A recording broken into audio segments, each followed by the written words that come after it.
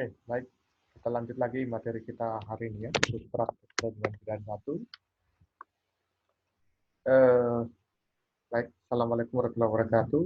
Salam sejahtera buat kita semua. Materi yang berikut untuk kelas saudara mata kuliah praktek peradilan pidana 1 hari ini, saya akan mencoba menjelaskan berkaitan dengan berita acara pemeriksaan atau BAP. Mungkin di antara saudara tidak lagi asing dengan istilah BAP atau berita acara pemeriksaan, yang biasanya atau umumnya itu sangat populer di penyidikan, ya, di kepolisian kan. Nah, coba kita lihat dulu dari hal yang umum ya. BAP itu adalah surat berita acara pemeriksaan atau BAP itu adalah surat yang dibuat oleh penyidik umum yang memuat cerita sewajarnya perihal yang didapati oleh pegawai itu sendiri, ditulis dengan sebenarnya, teliti dan berturut-turut menurut waktu maupun uraian kembali yang benar dan ringkas perihal telah diberitahukannya kepadanya oleh orang lain, baik itu saksi, baik itu pelapor, pengadu, tersangka, dan seterusnya. Dalam bahasa yang sederhana, BAP itu atau berita acara pemeriksaan itu adalah surat yang dibuat oleh penyidik itu yang berisikan keterangan-keterangan, ya, yang berisikan keterangan-keterangan berkaitan dengan kapasitas dia yang diperiksa pada saat itu yang terkait dengan tindak pidana. Contoh, kalau seseorang itu diperiksa sebagai tersangka atau misalkan sebagai saksi deh, saksi dulu. Kalau seseorang itu diperiksa sebagai saksi, tentunya dia akan memberikan keterangan-keterangan berkaitan dengan uraian kejadian yang dia lihat sendiri, yang dia dengarkan sendiri, dan dia rasakan sendiri atas perkara terkait yang sedang diperiksa. Misalkan, kalau itu terjadi tindak pidana pembunuhan, maka saksi di situ nanti dia akan menjelaskan kepada penyidik bahwa yang dia lihat berkaitan dengan tindak pidana pembunuhan itu apa. Misalkan, oh dia melihat si pelaku itu membawa pisau dari rumah, nah, dia melihat si pelaku dan korban waktu itu berantem begitu ya, satunya bawa pisau lalu menusukkan. Diceritakan sedemikian rupa, ya. Nah, isi daripada penjelasan atau keterangan yang diberikan oleh saksi tadi itu berkaitan tindak pidana yang ditangani, dituangkanlah sedemikian rupa dalam bentuk suatu surat. Dibuat secara berurut dari waktu, ya, menurut waktu dan uraian kejadian yang ringkas. Misalkan pada tanggal 1 bulan 1 tahun 2020, saksi melihat si tersangka itu mengambil atau membeli pisau. Dan lalu dia tanya, apa pisaunya itu? Saya berencana untuk membunuh seseorang misalkan, atau digunakan untuk sesuatu tertentu. Lalu tanggal 2-nya kemudian dia melihat bertemu dengan korban. Nah, itu diceritakan, urutan kejadian itu diceritakan. Lalu kemudian hasil daripada keterangannya tadi sesuai dengan kapasitasnya itu dibuat dalam bentuk suatu dokumen surat yang disebut dengan berita acara pemeriksaan. Nah, itu keterangannya itu tergantung kepada jenis kapasitas dia yang sedang diperiksa. Kalau dia sebagai saksi yang diperiksa, tentu keterangannya dia berkaitan dengan kesaksian, berkaitan dengan tindak pidana yang ditangani oleh penyidik terkait. Kalau dia sebagai pelapor, tentu dia akan menjelaskan keadaan apa atau kejadian apa yang dia rasakan, atau kejadian perbuatan pidana apa yang dirasakan dari seorang pelaku. Dia akan bercerita, oh saya misalkan dicuri, saya dicapret, atau saya diperkosa misalkan. Nanti dia akan menguraikan secara detail mulai dari awal terjadinya tindak pidana itu sampai berakhir seperti apa, ya. Bagaimana cara dia melakukan tindak pidana, bagaimana si pelaku melakukan tindak pidana itu diuraikan semua, ya. Nah, nanti saudara bisa lihat kembali di KUHP kita pasal 75 jenis-jenisnya, ya. Nah, supaya tidak mengambang, secara umum saya tunjukkan format umum saja. Nanti saudara bisa kembangkan atau melihat di buku-buku ajar terkait, atau di modul yang sudah dibagikan, ataupun di sumber lain berkaitan dengan BAP. Nah, format berita acara saksi atau tersangka itu kurang lebih seperti ini, ya. Yang pertama nanti itu ada judul kop daripada instansi yang membuat BAP. Dalam hal praktik peradilan pidana satu, yang membuat BAP pertama itu dalam tingkatan kepolisian, baik itu penyelidikan maupun itu penyidikan, ya. Jadi kalau misalkan unit yang memeriksa itu dari Polresta Malang misalkan ya, di atas itu nanti Kepolisian Republik Indonesia eh, wilayah Resort Kota Malang. Nah, itu. Tapi ada juga misalkan yang memeriksa atau yang melakukan BAP itu kejaksaan yang disebut dengan BAP pelimpahan tahap kedua. Pelimpahan tahap kedua di kejaksaan itu nanti jaksa juga melakukan BAP, Ya. Tapi kalau jaksa yang melakukan BAP, kop suratnya itu nanti ditulis Kejaksaan Negeri Kota Malang. Nah, itu ya. Nah, lalu ada kata-kata pro justisia atau demi keadilan, lalu judul, ya, judul daripada BAP itu, ya. Contoh yang diperiksa itu sebagai tersangka, ya, judulnya itu berita acara pemeriksaan sebagai tersangka. Kalau yang diperiksa itu sebagai saksi, berita acara pemeriksaan sebagai saksi. Jadi menyesuaikan. Nah, bagian pendahuluan di dalam sebuah BAP itu lazimnya dalam sebuah perkara pidana itu diawali dari hal-hal yang bersifat umum dulu. Jadi secara kalau di BAP baik di kepolisian atau di kejaksaan tidak begitu dia datang langsung ujung-ujung dia ditanyakan kapan kamu membunuh, bagaimana kamu membunuh, tidak begitu, ya. Tapi ada hal-hal dari yang umum sehingga nanti orang membaca itu lengkap begitu ya, keterangannya lengkap utuh berkaitan dengan tindak pidana itu. Nah, mulai daripada kalimat pembuka, pada hari ini tanggal, bulan, dan tahun pemeriksaan disebutkan, ya. Itu untuk menentukan nanti kapan dia diperiksa. Lalu kemudian identitas, pangkat, satuan kerja, dan dasar kepangkatan pemeriksa. Siapa yang memeriksa itu? Apakah polisi, iya penyidiknya siapa, atau sama siapa, unit mana, satuan kerjanya yang mana. Lalu yang berikut identitas yang diperiksa, itu disebutkan. Ya. Lalu status kedudukan yang diperiksa dan dasar hukum perkara yang tangani. Contoh, dalam hal ini diperiksa dalam kapasitasnya sebagai tersangka, ya, berdasarkan surat perintah penyidikan nomor berapa atas dugaan tindak pidana pemerkosaan, misalkan begitu. Ya. Nah, lalu setelah identitas yang bersifat umum tadi sudah dijelaskan, lalu masuk kepada bagian isi. Ya. Bagian isi itu nanti ada dilakukan dengan cara pemeriksaan secara lisan. Ya. Jadi penyidiknya bertanya, yang diperiksa tadi itu menjawab. Jadi berhadapan-hadapan begitu. Lazimnya dalam praktek itu ada ada kursi, ada meja begitu saling berhadapan-hadapan. Penyidik itu bertanya lalu si yang diperiksa itu menjawab. Kira-kira begitu ya. Nah, lalu dimulai biasanya dari hal-hal yang umum juga, pertanyaan berkaitan isi. Misalkan begini, apakah saudara hari ini dalam keadaan sehat jasmani dan rohani? Ya, oh, ya saya dalam keadaan sehat. Ya, ditulis itu, ya saya dalam keadaan sehat. Ya, apakah saudara bersedia diperiksa hari ini? Ya, bersedia. Misalkan. Tapi ada juga yang bilang, saya tidak bersedia. Alasannya apa? Oh, saya saat ini lagi tidak enak badan atau lagi sakit misalkan. Ya itu harus dihormati. Proses seperti itu itulah hak asasinya dia sebagai manusia dalam kapasitas dia sekalipun dalam keadaan tersangka. Itu harus dihormati dalam keadaan. Tunggu dulu dia keadaan sehat. Nah, begitu ya. Jadi itu hal-hal yang harus diperhatikan. Baru mulai nanti pertanyaan-pertanyaan yang berkaitan dengan substansi pokok perkara tindak pidana yang disangkakan. Nah, muncul pertanyaan-pertanyaan apakah atau siapakah, bagaimana, di mana, dan seterusnya. Poinnya yang akan ditanyakan dalam BAP itu adalah berkaitan dengan pokok perkara.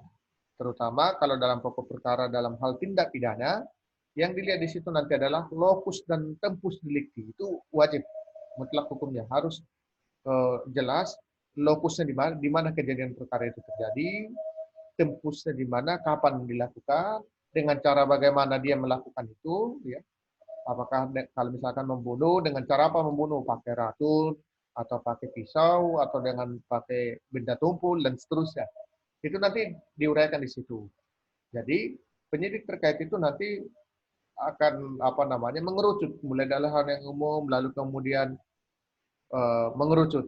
Akan begini, kalau terjadi tindak pidana pembunuhan, tanya dulu kenal enggak sama si korban?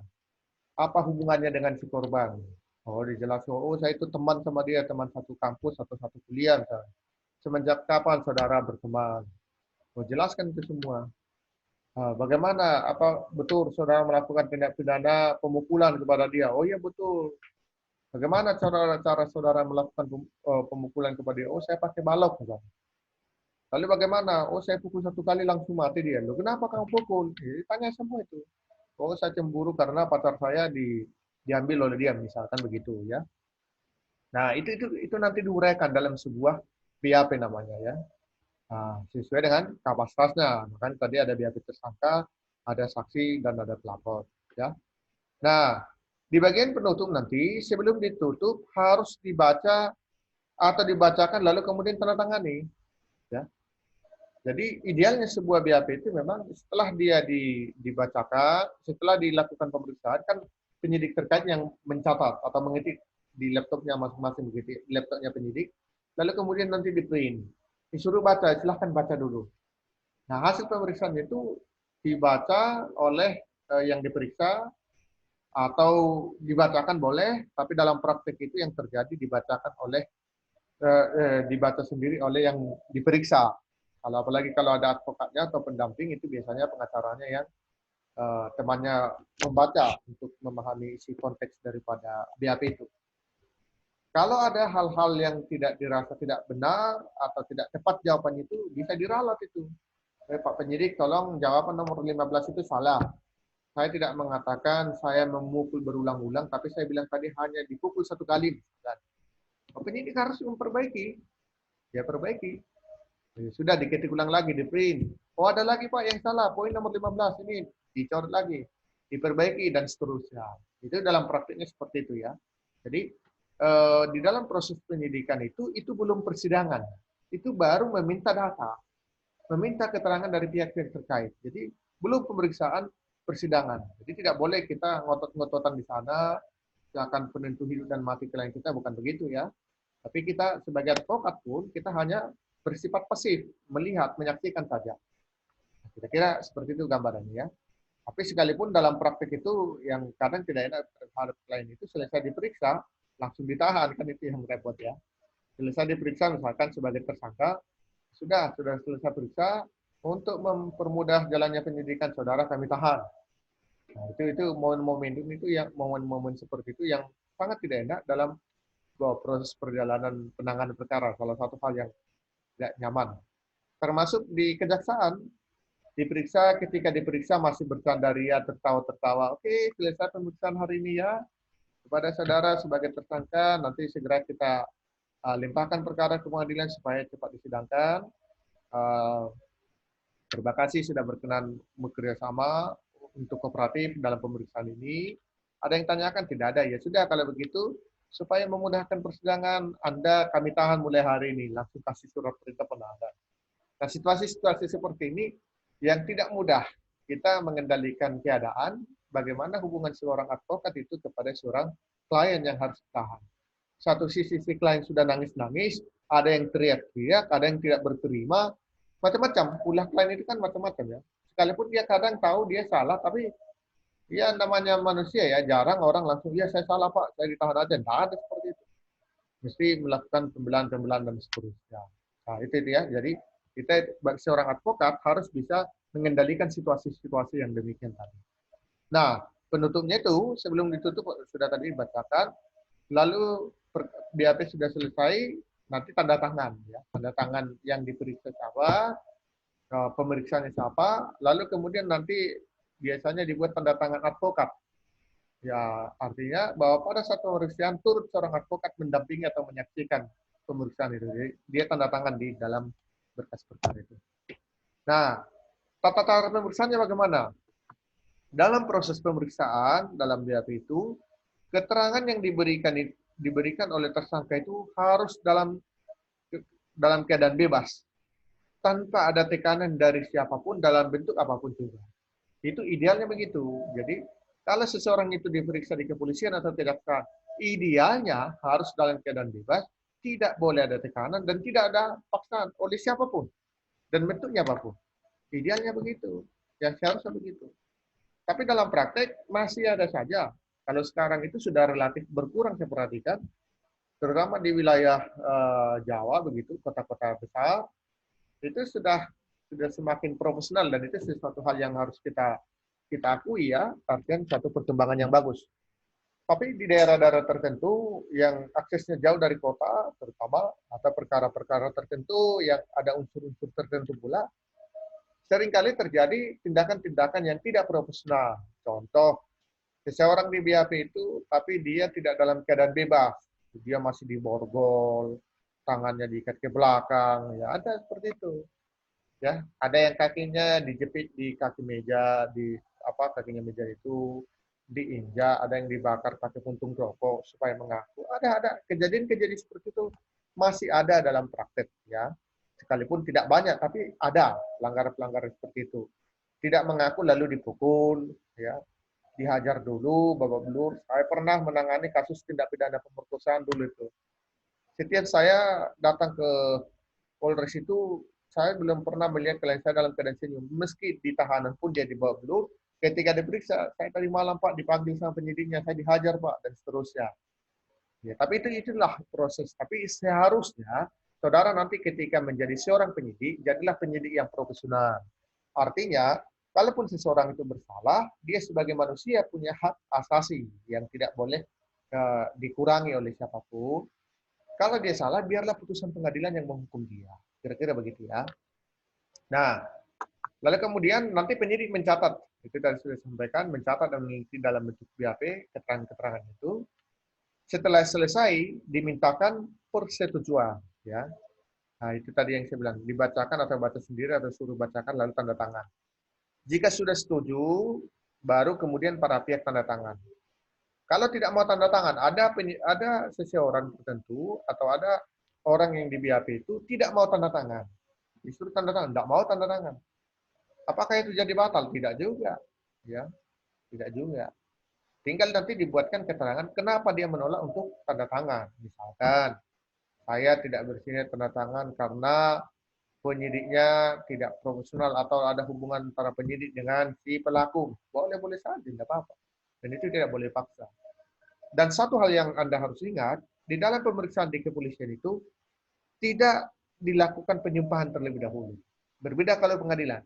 Seseorang yang diperiksa di pengadilan, dia wajib hukumnya untuk diperiksa terlebih dahulu dalam hal berkaitan dengan perkara, kecuali ada hubungan tertentu yang dilarang oleh undang-undang. Contoh ada hubungan darah, sehingga dia tidak bisa disumpah. Nah, kalau sudah disumpah terlebih dahulu lalu memberikan keterangan, secara hukum keterangannya itu dianggap benar. Ya, sepanjang bersesuaian nanti dengan keterangan atau bukti-bukti yang lain. Tetapi di dalam BAP itu tidak boleh atau tidak ada proses penyumpahan di kepolisian. Kecuali ada perkecualian khusus itu kalau saksinya itu misalkan tidak bisa hadir pada saat sidang nanti misalkan.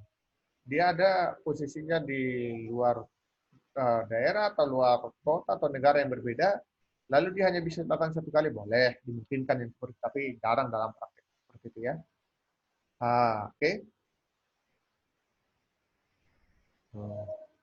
Kalau penyidiknya misalkan luar daerah, bisa juga disiasati penyidik terkait minta bantuan kepada penyidik di daerah setempat untuk membantu melakukan penyidikan. Nah, tersangka yang tidak dapat hadir dengan alasan yang wajar dapat diperiksa di tempat kediaman tersangka. Ya, nah, saya juga pernah mendampingi klien waktu itu dia diperiksa di rumah. Alasannya apa? Karena dia dalam kondisi stroke. Usia sudah 78 tahun. Saya juga mempertimbangkan klien saya ini kalau saya bawa ke Surabaya di Polda, waktu itu pemeriksaan Polda, saya khawatir kalau terjadi sesuatu hal di perjalanan yang tidak diinginkan. Karena usia ya, jalan tidak bisa jalan, masukkan mobil susah, terus gimana? Akhirnya saya berkirim surat resmi waktu itu kepada Pak Kapolda, berkaitan dengan perkaraku, pada prinsipnya klien kami bersedia dan kooperatif. Namun pemeriksaannya mohon untuk dilakukan di rumah. Boleh yang seperti itu. Ya. Tapi kalau keadaan sehat dipanggil tidak mau ya panggilan pertama, kedua tidak tindakan, panggilan ketiga jemput paksa. Ya. Nanti dibawa pakai menggunakan kendaraan penyidik terkait. Nah, itu tadi untuk proses pemeriksaan tersangka. Sekarang proses pemeriksaan saksi hampir sama dengan tersangka, ya. Pemeriksaan untuk saksi dan tersangka dan juga saksi di sini tanpa disumpah, kecuali cukup alasan yang dapat diduga bahwa nanti saat sidang tidak dapat hadir dalam persidangan. Berbeda dengan sidang di pengadilan, sebelum diperiksa dia disumpah terlebih dahulu. Itu yang tadi saya bilang ya. Saksi diperiksa sendiri-sendiri ya atau terpisah untuk menjaga kemurniannya. Baik di kepolisian, begitu juga di pengadilan, tidak boleh saksi itu secara prinsip, tidak boleh saksi itu diperiksa secara bersamaan. Tujuannya apa? Untuk menjaga independensinya dia, jangan terintervensi, jangan ngikut keterangan lain. Jadi harus terpisah, tidak boleh dengarkan juga apa yang ditanya kepada dia. Sehingga nanti penyidik terkait ataupun hakim bisa mengkonfrontasi keterangannya dia, menyesuaikan dengan saksi yang lain, cocok apa tidak. Kira-kira begitu. Nah, itu saya rasa poin-poin inti yang perlu ingin saya sampaikan kepada saudara di pertemuan saat ini berkaitan dengan BAP, karena kemarin sudah selesai surat kuasa, sekarang kita tahapan yang berikut adalah membuat BAP atau berita acara pemeriksaan. Ya, kira-kira begitu. Nah, yang berikut sekarang nanti saudara, saya akan tugaskan saudara untuk membuat BAP, ya. Nah, kalau untuk kelas sore itu biasanya saya suruh untuk mencari BAP boleh. Dicari saja BAP pelapor, BAP sebagai saksi, BAP sebagai tersangka, dan BAP sebagai ahli. Lalu tidak hanya dicari, saudara saya minta meresum itu perkara tentang apa, ya atau poin keterangannya dia sebagai saksi itu apa yang diketahui. Lalu saudara memberikan komentarnya, misalkan saudara menjelaskan di situ siapa pelakunya, lokus dan tempus deliktinya di mana, motif terjadi tindak pidananya di mana, dan cara melakukan tindak pidananya seperti apa. Nah, tapi kalau untuk kelas reguler itu saya minta untuk dibuatkan mencoba membuat, yaitu berbeda ya, mencoba membuat uh, berita acara pemeriksaan baik sebagai pelapor, sebagai saksi, tersangka dan juga ahli. Misalkan kasusnya tindak pidana pemerkosaan. Nah, seperti itu. Jadi nanti kita akan gabungkan surat kuasa kemarin sudah, sekarang BAP. Nah, nanti yang berikut kita akan agendakan misalkan untuk surat dakwaan, baru kita masuk di moot court, ruang peradilan semua. Saya rasa begitu ya untuk pertemuan hari ini dulu. Nanti kalau ada hal yang kurang jelas, bisa disampaikan di WA Group. Terima kasih.